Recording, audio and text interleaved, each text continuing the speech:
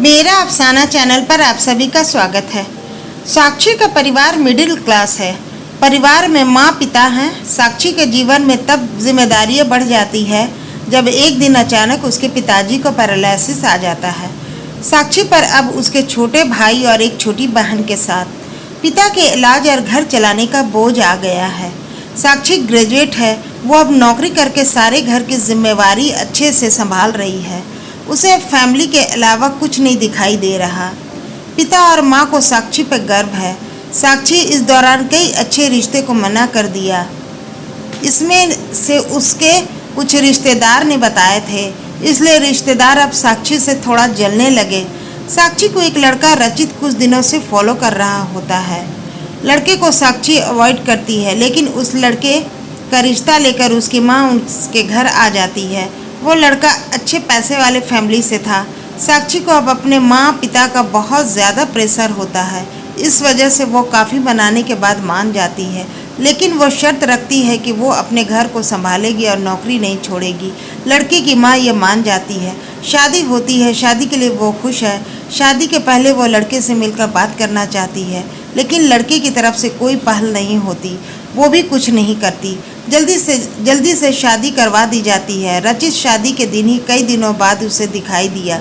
वो बहुत नर्वस लग रहा था। वो जिससे पीछे पड़ा था शादी उसी से हो रही थी, लेकिन फिर भी उसके चेहरे पर खुशी नहीं थी।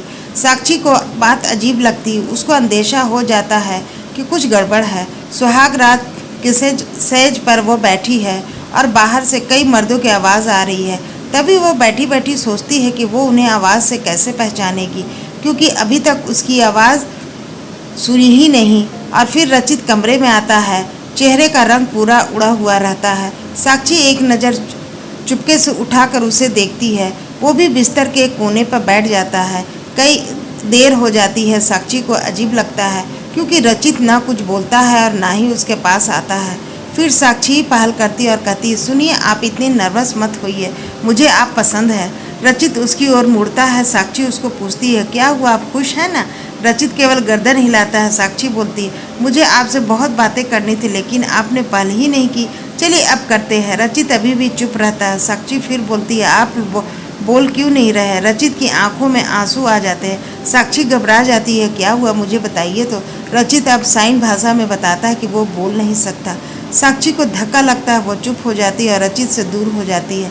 पहली रात ही उसे पता चल जाता है कि उसके परिवार वालों के साथ धोखा हुआ है, क्योंकि लड़के वालों ने इतनी बड़ी बात छिपाई। उसे धोखा बर्दाश्त नहीं होता। वो अपने घर वापस लौट आती है। उसके परिवार को भी इस बात का पता नहीं होता। परिवार वाले भी सुनकर यह शौक रह जाते हैं और अपने आप को कोसते हैं कि उन्होंने जल्दी कर दिए, पहले पता लगवाना चाहिए था। साक्षी ने फैसला लिया कि अब वो कोर्ट में बात ले जाएगी। शादी के एक दिन बाद ही बात तलाक तक पहुंच जाती है। साक्षी तलाक की अर्जी देती है। रचित की माँ साक्षी के घर आती है। साक्षी की माँ उन्हें भला बुरा कहती है। साक्षी उन्हें रोकती है। वो पूछती है, आपको ज़रूरी नहीं लगा कि इतनी बड़ी बात हमें बताना? रचित की माँ ने नीचे मुँह कर चुप रहकर सारी बात सुन रही थी। रचित की माँ कहती है कि मैं अपने बेटे का भला ही चाहती हूँ और उसके पिता भी नहीं हैं। वो साक्षी को पसंद करता है, इसलिए वो साक्षी से शादी करना चाहता था। मैंने हिम्मत की बोलने की, मगर मैं कर नहीं पाई। फिर मुझे डर भी लगा, क्योंकि पहली बार उसने कुछ करने को कहा। उसने तो मुझे बोला था कि तुम्हें सब बता दूँ, और मैं चाहती थी भी, लेकिन नहीं कर पाई। मैंने रचित को भी झूठ बोला कि तुम मान गई, लेकिन शादी के पहले उसे पता चल गया कि मैंने उसको झूठ बोला है। तब तक देर हो गई थी, इसलिए वो खुश नहीं था। साक्षी, शायद तुम मुझे समझ पाओ। साक्षी अभी भी गुस्से में है। वो बोलती है, मुझे रचित के ना बोलने से कोई प्रॉब्लम नहीं है। गुस्सा इस बात का है कि आपने धोखा दिया, झूठ बोला, वो जो मुझे बर्दाश्त नहीं है। तलाक की अर्जी के बाद रिश्तेदार तो साक्षी और उसके परिवार की इस हालत पर खुश हैं। वहीं तलाक में अभी कुछ महीने का समय है। साक्षी अब अपने घर पर पहले की जीवन शैली पर लौट आती है। वो जॉब पर जाती है और कुछ दिनों के बाद फिर रचित उसे दिखाई देता है, दूर से ही बस। अब वो साक्षी को देखता है। साक्षी के ऑफिस के बाहर वो लगातार आता है। 15 दिनों तक साक्षी उसे अवॉइड करती है। फिर एक दिन उसके पास जाकर बोलती है, अब यह सब करने से कुछ होगा नहीं, और मैं नहीं चाहती कि तुम कुछ नाटक करो, इसलिए यहाँ आना बंद कर दो, समझे? साक्षी की बातें वो सुन रहा था। वो साक्षी को इशारों में काफ़ी पिनो को कहता है, लेकिन साक्षी वहाँ से चली जाती है। अगले दिन फिर वही रचित खड़ा रहता है।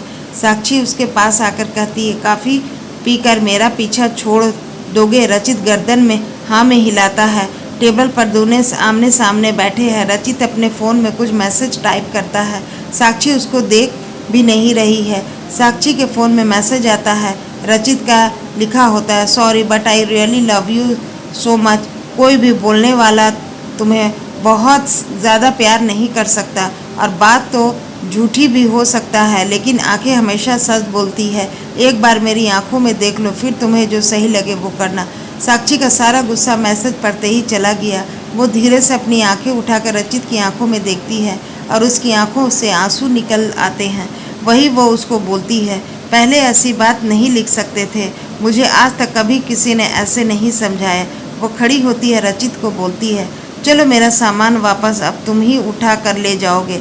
रचित उठकर साक्षी को हक करता है।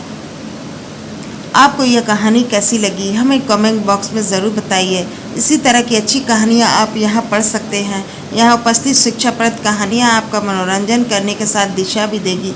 तो बने रहिए हमारे साथ, हमारे प्रयास को सफल बनाइए। तो मेरे चैनल को सब्सक्राइब कर लीजिए। कहानी पढ़ने और सुनने के लिए आप सभी का दिल से बहुत बहुत धन्यवाद।